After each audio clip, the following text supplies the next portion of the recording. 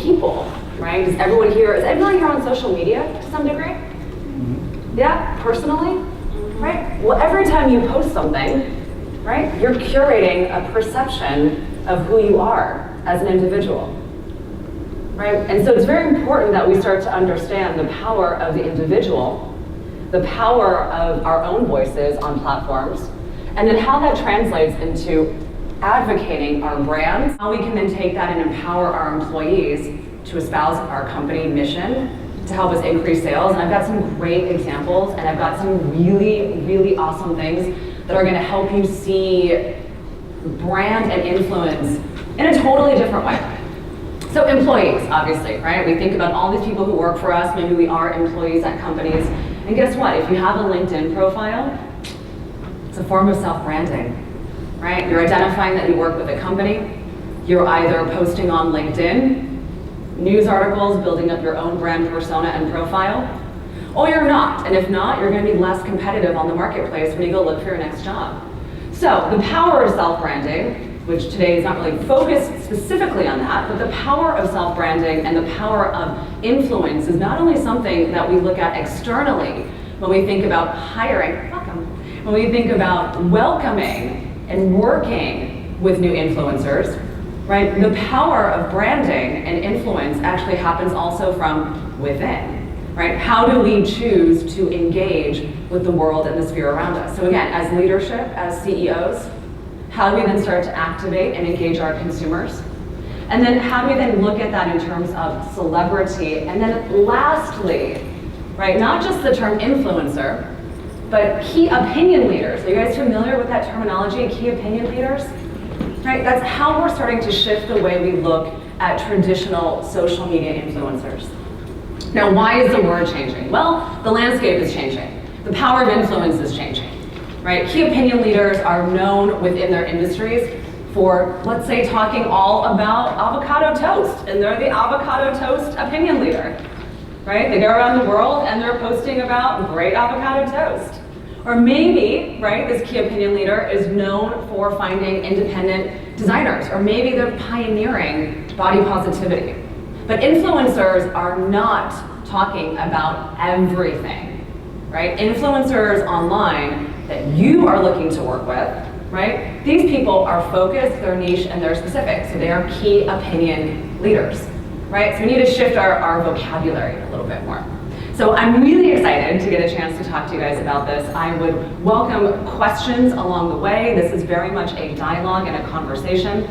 I'm excited to be able to show you really the sphere of brand and influence that has really impacted me over the last few months as I've been preparing for this talk, right? Kind of pulling together all the different facets of what it means to have influence and how we as business owners can actually capture, activate, and motivate in order to, at the bottom line, increase sales, right? Sometimes we ask ourselves, well, does influencer marketing actually yield great ROIs? It does. Later on, I'll show you some statistics, but great influencer campaigns will yield you about $6.50 for every $1 spent. That's a huge ROI, right? Yeah. Everyone would love to see that kind of ROI on their marketing. The best influencer campaigns and the best brands are yielding over $20 for every dollar spent. So obviously we know that there's some sort of gravitas here when we talk about using outside influencers. But we're also going to go into the ways in which influencing and getting your workforce to espouse and talk about your brand also yields to a very high ROI. And that is important. Sometimes investing money in your business or getting people to, how do we increase sales? How do we get creative about that? Well, that actually goes beyond just doing external marketing. Today we're going to talk about all the different spheres of influence. Okay, so here we are. So my name is Syama and I run Scaling Retail. Scaling Retail is a global marketing and retail strategy firm. You guys all familiar with key opinion leaders and how that terminology fits? Kind of? So key opinion leaders is kind of the new way in which we're approaching what it is to be a social media influencer, right? Key opinion leaders are niche, they are specific, they are grasping your attention on Instagram because they are hardcore I don't know, food junkies and they love spirulina. And so anytime you want to know about spirulina, you go to that person. Or when you want to know about juice fasting, you're going to this other person. Or how to make the best mac and cheese, you have another influencer that you go to. So moving away from just the term of influencer, which I think it's really muddled and I think it's really confusing, right? We want to start to understand these key opinion leaders and how they're separate from celebrity. Again, both of them driving sales and driving impact, but then also how those two are separate from consumers, what their role is in your business, what the role of your employees are, and then lastly, those of you who are CEOs, what is your role and what does the world tell us is expected of you? Because I'm telling you, what you think is expected of you is likely more than what you think, right? So how do you actually capture that and how do you actually share that? Types of CEO brands, right? We have celebrity CEOs like Oprah Winfrey, right? We have CEOs that are more cerebral, right? So like Bill Gates and Mark Zuckerberg, right? They're known for being thought leaders within their space. They're not always getting in front of TV, although Mark Zuckerberg has recently, right? But they're not necessarily known for being front and center, but they've built a cult of personality around themselves. And then we also have consequential CEO brands, right? So Steve Jobs, Sheryl Sandberg, and German Chancellor Angela Merkel, right? And so when you start to think about these different kinds of leaders, these different kinds of ways of expressing who you are from a top-down standpoint, it's not just about, hey, I run this business. The question you have to ask yourself is, what kind of brand do I want to be projecting, and how do I want the world to be perceiving that?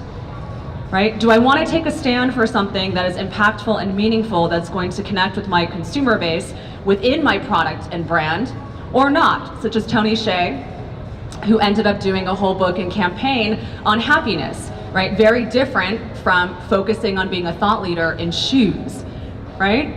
So when you start to ask yourself, what do I stand for? What is important for me as a business owner? We start to identify what our brand is. Right? And this is a really important fact because simply, when surveyed, a lot of consumers are now mentioning that the representation of their brand or of the brand by the CEO is now heavily impacting how they perceive the connection to the business. Emily Weiss from Glossier, on Instagram all the time. Super raw, super real. You see her traveling on Delta, you see her commenting on different things, you see behind the scenes, right? How you choose to engage with this is up to you. But the fact of the matter is you can't run away from it, right? So you either have to take a stand and say, okay, I'm going to choose to be actively engaged with my consumer base. I'm going to choose to be open and authentic and craft certain opinions, or I'm not going to at all. Right? I'm going to have a very limited way of engaging, and I'm going to have a very clear way of being able to express who I am with my business and keep all my social media accounts, private. Now, how is that going to impact your business? Well, certainly consumer trends are leading more and more towards connectivity and transparency. So you are on the cusp of an amazing opportunity to sell by being the CEO or leadership of your company that you run. So it's very important that we ask ourselves how we want to be relating to this. The voice of the CEO is very powerful. Your voice as business leaders is very powerful. And the big question is what kind of message do you want to be delivering? If you don't know your message, you're not going to know how to communicate that. I can't tell you how many times I've seen brands come to our agency and say, hey, will you do advertising for us? And I say, well, what's your communication strategy? And they'll say, I don't know. So how on earth am I going to deliver to you amazing results on advertising if you don't know what the hell you're talking about, or who you're talking to, and how you're talking to them? So as you start to figure out how you're going to be communicating, right, and the roles you want to take, it's not simply saying, all right guys, I'm going to hop on Twitter right now and I'm just going to start tweeting. It's about saying, what is the perception, right? What is the curated perception that I want to have on this platform? Again, this might sound similar to like social media one-on-one if you guys were just starting your own social media accounts, but it's a lot more impactful because it's connected to a brand, Now, what's really interesting here is when you think about the power of employees, well, similar to us, right? We have the power to influence through our own personal branding. Your employees are out there every day taking photographs, talking to people. They are out there every day posting stuff on Facebook, right? How you choose to engage them, how you choose to actually activate them, right, is up to you. But they're doing it, again, anyways, right? So when we think about what we want to do with our employees, we have to ask them and get into a dialogue and a conversation. We need to find out, hey, what is their domain? What is their area of expertise? Who are they and how are they sharing things? Now, we don't have to be, we don't have to get aggressive about it. This is a light conversation. But it's important that we start to realize that the power of our employees to help convert and make sales is much higher and stronger than we think it is. In fact, employees who talk about their brands, right, who talk about the businesses that they work for, are either doing so indirectly or directly. On LinkedIn, again, they're all saying they work for you, right? The question is, are they writing about their experience on LinkedIn articles, right? We all know that they're saying in their Instagram bios where they work. The question is, are they showing photographs or showing that they're at work? Are they showing the culture and the company and the lifestyle of what it means to work for your company? And there's an important disconnect here, right? A lot of companies want to be known for being really fun and fabulous and great places to work. And then when you get there, they're not. Personally, having worked at the companies of Barney's New York and Gucci and leading really strong big merchandising teams, people would be like, wow, are your offices like so amazing and glamorous? I'd be like, oh my God, we just had a rat problem last week. This is not glamorous, right? So like Gucci had a disconnect, right? Barney's had a disconnect. So when you think about kind of the ways in which we want to share and showcase the lifestyle or have our employees share and showcase the lifestyle, it's got to match up. You can't be like, hey, we are all about collectivity, we are all about having a good time, and then meanwhile someone's on their Twitter being like, oh my God, this is my 5th day in a row and I've been here 14 hours a day. Right? So company culture is very important as we think about how we're going to get our employees to talk about our businesses. You also want to get into the conversation, right? What kind of impact do they want to create? What is exciting and interesting about them? Share your brand message further. And guess what? It's cheaper. It's not always about spending money. It's about looking and seeing what you have and how you can milk what you have in order to get more out of it. Right, so when we're starting to think about what it means to have our brand messages shared, it is not just an organic reach, right? These are people reaching out that then have the possibility to convert, right? Branding, the stronger your branding is, the stronger your conversion is. All of you here today are walking around as individual media companies. Right? Even if you run a fashion company, even if you're just an independent contractor, you are a walking around media company. I'm not going to spend too much time on consumers. You guys all know about consumer activations. But when we think about consumers and what they're looking for, right? Are you guys familiar with the term instabate? Yeah. We need to create experience. We need to be creating opportunities for customers to say, hey, I was here, or hey, I own that. Now, my little sister, she's quite a bit younger than myself. She's 23. She's much younger than me. And it was so interesting. We were in a conversation the other day about Kylie Jenner's lip kits. You guys all know about the phenomena of the Kylie Jenner lip kit? Okay. I got way more like yeses to that than I think anything else I've said so far this morning. So when you think about the Kylie Jenner lip kit phenomena, right? She and I had this whole discussion. I was like, but the quality is shit. Like, why are you buying that? Like, it is not good. Like, I tried it on. I was like, this is not for me. Again, I'm quite a bit older than she is. I care about different things, right? But she was like, oh, but I'm like the first one, and of my friends, I have it. And she Instagrams about it. She thinks it's like the coolest thing, and she waits for it. And you know what? There is nothing wrong with the way she is, and there is nothing wrong with the way I am. But for those of you out there creating brands that think you're going to speak to both of us, you're wrong, right? You're not going to speak to both of us. You're going to pick one of us to talk to, right? So when we think about the activations, we think about how exciting it is to have other people share information. We think about building hype, right? If it's purely from a digital standpoint. But we also have to think about creating the experiential. Yes, we need to create experiential, right? We all know everyone's doing pop-up shops, everyone's doing ways and event programming. How do we get more people to come and see our brand? But what we're now actually paying close attention to are the mechanisms and the vehicles in which we are connecting from a branded influence standpoint with our consumers. So when we think about how consumers want to be engaged, right? Again, your consumers know that they are powerful.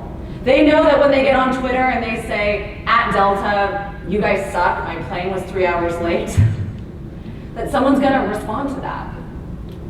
They know that when they post something on Instagram about a bad experience or a great experience, it's gonna have that reach.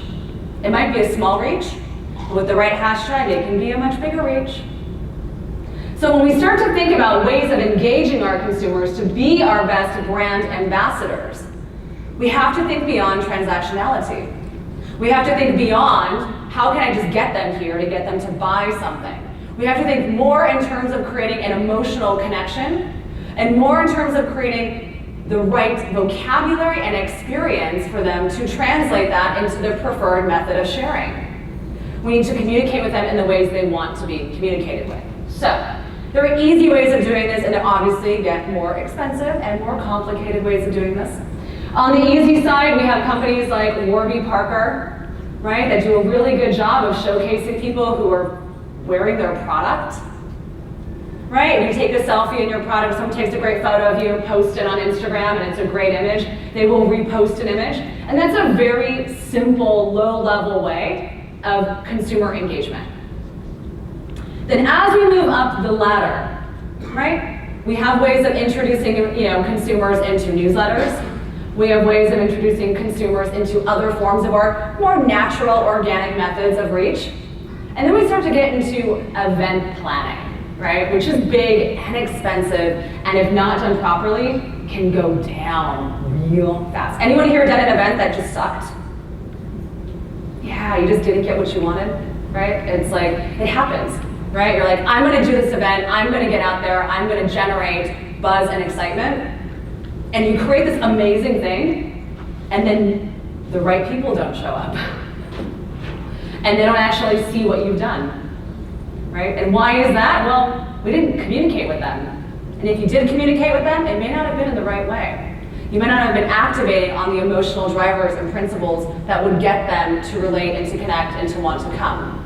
So one thing that I think is super cool is the concept of Instabait. You guys familiar with Instabait? So, okay, I'll give you a great example of this. I went to a new restaurant in New York, really awesome, beautiful place. I get inside. Everything's entree is like $25, I get it. It's so beautiful.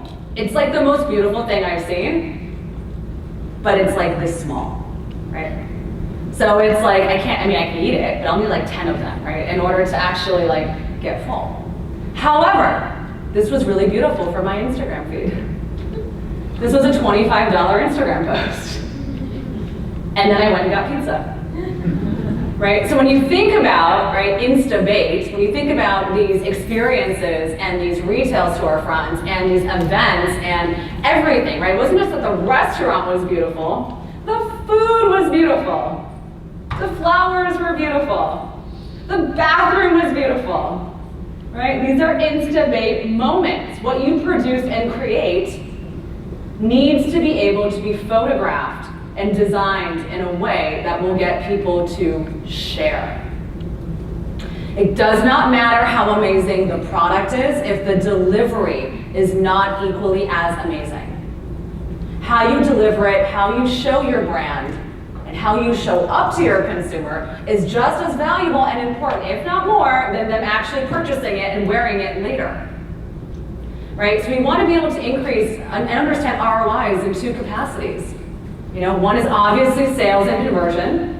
And then the second is, of course, understanding our brand awareness, right? And the reach of our brands. So important that we look at this cohesively. So are you guys familiar? There's a new Nike store in Melrose in Los Angeles. It's amazing. And why is it so amazing? Well, I'm going to tell you. So at this Nike store, they have a special program. If you're part of this Insiders VIP club, they do amazing things for you. Number one, they do curbside pickup. You can order, be the first to purchase something, roll on up, not have to worry about getting any parking, and people will come outside and deliver your goods. In a place like Los Angeles, where parking is a pain, that's very valuable, right? That's them speaking directly to the consumer need. Hey, you don't want to look for parking? Don't worry about it. We're going to hand you your product. They also have a locker system, right? Where they can purchase things, place them in the locker, come by and pick it up whenever they want. They're not only doing in-store events, but they're finding other ways of bridging consumer loyalty, right? So the way we rethink loyalty programs needs to be beyond a punch card, right? It needs to be beyond a point system. Yeah, we all want product, we all want to buy things, right? But we all are triggered by different emotional motivations and factors. That's a good influencer campaign. Have you guys all done bad influencer campaigns before that didn't do anything? Yes? Okay. Yeah. It happens, unfortunately, right? It's not a home run every time. And we're going to talk a little bit, make sure I'm on time here. Ooh, I'm going to go fast. We're going to talk a little bit more about what it takes and what influencer campaigns and directions are heading into and how to actually maximize those relationships. Right? How do we actually make sure that we're activating the right people? What are they looking for? Right? And how do we make sure that we're actually getting that $6.50 on the dollar? Because you know what? That's a pretty good ROI, right? Like, I think we all want that. Now, the top 13% of businesses are making more than $20 for each dollar invested. Right? This is important. Now, these numbers are based on the ad spend, right? If we're going to think about this transactionally, we'd say, okay, there's an ad spend and then there's the earned, right? And then there's what we make off of the ad spend. This doesn't take into consideration pre-planning. It doesn't take into consideration the activation. So, if you hire someone else to do it, etc. So I want to be very clear. This is an ad spend number. Okay, before we do that, we're going to talk about some influencer campaigns that have gone wrong. Right? Now, what's really interesting here is the top two are things you've probably heard about, right? The Kylie Jenner and the Pepsi campaign that went wrong, the other campaign that went wrong with P. Diddy with the anti-Semitism on YouTube. And this is an interesting one at the bottom here that has gone wrong and no one's talked about it yet. And why? Because it was only announced like a week ago.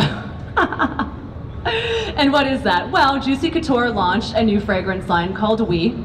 The packaging, the way that it's being written, the whole thing looks very similar to this magazine from the 1970s.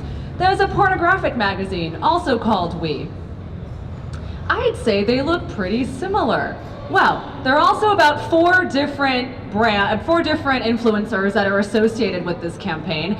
And I would have to say that as far as due diligence on whether or not they want to be associated with something that looks so similar is maybe something that hadn't yet been taken into consideration, right? And so when we start to think about influencer campaigns, we also need to ask ourselves just about brand launches and brand campaigns that go wrong, right? It's very important that as brand owners, you're not just saying, hey, I want this influencer to do something for me, right? But that you're actually following through and looking at the entire creative direction of what on earth it is that you are producing, right? I'm sure you guys have all heard about all the various car launches around the world where they use the wrong name for the title of the car and it meant something totally obscene or something they didn't want it to be known for. But it also happens in fashion, right? It happens within our own industries.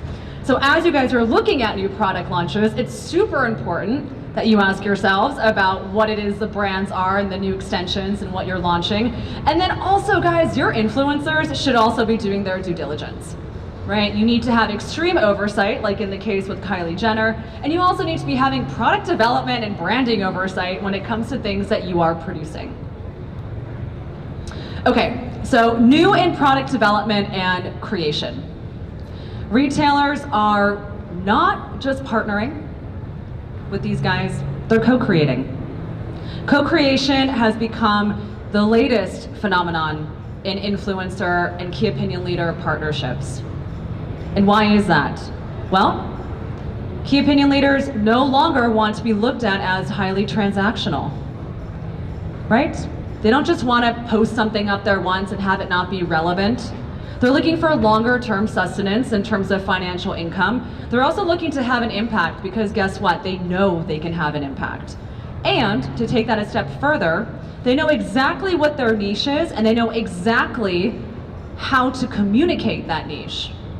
So when partnering with an influencer for a longer term strategy, it's important to ask yourself, hey, it's not just gonna be anybody. It's not just gonna be the cheapest person I can find. Sure as hell ain't gonna be the person who just has the best looking photographs. It's gonna be someone who directly communicates to your customer in language and already working with brands likely or showcasing brands that fit within your family of where you position yourself. Right? Again, it's not just about, hey, I need to do an influencer campaign. Let me send out some emails and see who's gonna bite. They're doing as much research on you as you are doing on them. And sometimes even more, because guess what? There are sometimes hundreds and thousands or millions of followers who are waiting to hear from them. And if they steer them in the wrong direction, well, their credibility goes down. Right? So they are in the business of reputation building and reputation management. Now, some really exciting things that have been happening in product development.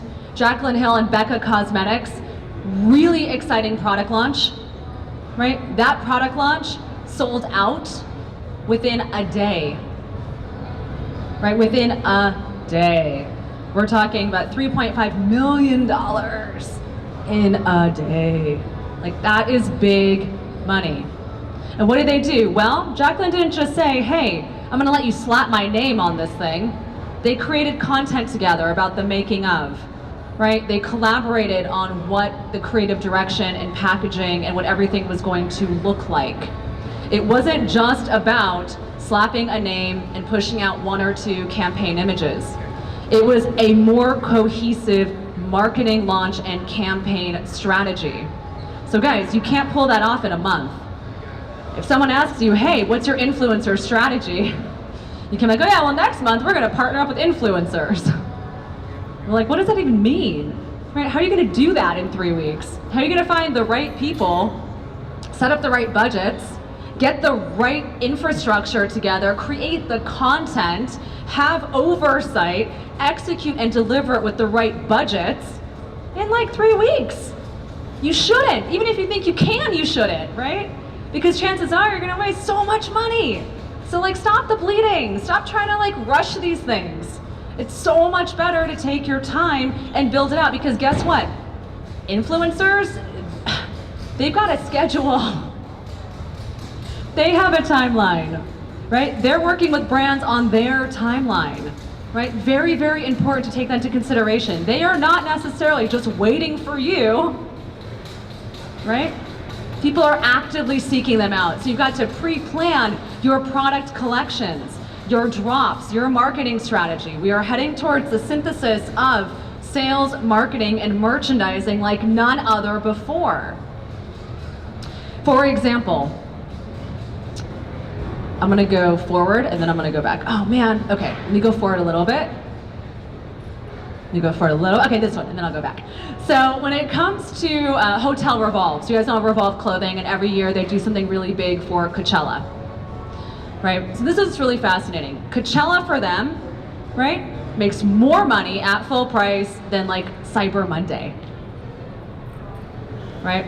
And how do they plan for this big marketing activation? Well, guys, they coordinate with their merchandising office. They coordinate with marketing and they sit down and say, okay, what are the product releases? Who are we releasing them to? right? How much of what do we want to be curating out there?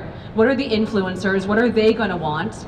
And then they build up a program that synthesizes the delivery of the merchandise with the key influencers and with the right product. Again, they're not just saying, here's what I got. Now, what do you want? They're building collections and assortments specifically, right, for the ability for them to be Instagrammable, for them to be not only hot for Coachella, but hot for those influencers. So when we start to think about the synthesis and synergy of your sales and marketing channels, right, it becomes very, very important you don't forget merchandising. It's very important that you don't forget the product, because without the product, what is the influencer wearing, right? If you don't have the right product for that moment. So the big question here, guys, is what is your Coachella? Where will you get the most impact for investing your dollars and the highest sales that aren't going to be on sale, right? How can you find what your moment is for your business? All right, I'm going to start wrapping this up. All right, let's keep going. Okay, so other branded examples here. We've got Mr. Bags, so you guys might all be thinking about the Chinese market right now and how do we tap into the Chinese market. Any of you guys looking into that currently? You should, right? You should. If you are not looking into it, there are a lot of great opportunities and ways to start getting into the market. Companies, for example, like shops, right, are a fantastic way for brands to be able to connect directly to the Chinese consumer here in the United States. But we should also be thinking about the power of influencers in the Chinese market. I have here two examples. Mr. Bags, he's got 3.5 million readers on Weibo, 850,000 followers on WeChat, and in 6 minutes, he sold 3.2 million RMB in bags for Tod's. And in 2017, in 12 minutes, he sold 1.2 RMB in bags for Givenchy. Now, when asked about his ability to sell these products, here's what he says. He says, I am personally involved in the design process, right? This is important. This is from the influencer, right? Personally involved in the design process. Many other projects are one-off campaigns, unlike a collaboration. I work closely with the brands from the very beginning of the production process. Again, not just saying, hey, I got a bag, do you want to add some like design or tchotchke to it to like brand it as yours, right? They're starting from the very beginning. They are saying, hey, I want to partner up with these key opinion leaders and I want to find ways of incorporating their design process and what they think, right? And giving it the backbone of your ability to manufacture and produce. Again, co-creating. The other influencer is Becky Lee. She has more than 3 million followers, and in 5 minutes, she sold 100 Mini Coopers on WeChat. Like, that's insane, right? I don't know of any influencers in the US market that are driving this kind of revenue, right? Like, who's doing that in the US? I have no idea, but you know who's doing it in China? These two guys, I bet you there are more. Right, so as we look to expand and think about influencer marketing, right, as we look to expand and think about where our products are being sold, how we're selling them, and developing a brand presence, we cannot be myopic and just think about what's in front of us. We need to be thinking about this more in terms of a globalized marketplace and who those key opinion leaders are and how we can partner with them from inception all the way through to production. Okay, so wrapping this up, what should your influencer program actually look like, right? I'm sure you guys all thought about when someone's like, oh, what do you do for influencers? You're like, oh yeah, I'm gonna partner up with influencers and I'm gonna give them free product and then they're gonna post about it. No, right? It's like a very small slice of what it means to actually have influence, right? What does it mean to be an influential brand? Well, it means the following. It means that you're gonna have engaged CEOs from now on. Those of you guys who do run your businesses are gonna start asking yourselves, well, how do I wanna represent my company? What is my brand voice? And you're gonna start activating on that. It means having activated employees. So being able to say, okay, what is the company messaging? How am I as helping them espouse my brand? Am I giving them a platform on our social channels? Am I sending them to conferences? Am I encouraging them to write about things on LinkedIn? How am I getting my brands to be activated, my employees to be activated about the brand? Maybe you decide to launch a referral program and follow in the steps of Macy's. Or maybe you do something very basic like what Warby Parker does and just features people, right? So think about how we start to do employee activation. Third, we think about consumer activations. So, not just a pop-up shop, but the entire delivery of the pop-up shop. The entire delivery of the loyalty program. The entire delivery of the text message and the branded communication. You don't just build it, right? You have to communicate it. Your consumers want to talk to you whether or not you want to talk to them. And the brands that are going to survive the next 10 years are the ones who develop authentic and transparent communication with their customers. Now, remember, transparency can be curated, all right? So don't get too worried about, oh my God, well, do I want to share this? Do I want to share that? No, you can choose what you want to share, but you have to have a philosophy that you stand behind, right? Transparency has to mean something to you. Next, you want to have appropriate celebrity placements. We're going to rethink what that means for your businesses, right? Who are the people out there? Are there politicians, other CEOs, right? Advocacy people, like who are the people out there who have the attention, who are celebrities in their own spaces, right? Maybe they're not on the movie set, but maybe they're on the news every night. To me, that's a lot of reach, right? So when we think about thinking about celebrity, I think that's so important as we think about influencer programming. And then lastly, guys, product collaborations and long-term key opinion leader activations. Again, starting from the inception, thinking long-term, building content, and delivering something that is going to be impactful. Because guys, we all want $6.50 for every dollar we spend, right? Like who doesn't want that? We want that. How do we achieve that? We don't rush the process. We take our time and we make sure it gets delivered to the right consumer with the right message. All right, guys, thank you very, very much. I skipped over a couple slides, but I'm certainly here if any of you guys want to talk more about the sphere of influence. Otherwise, enjoy your day at the shows, and thank you very much.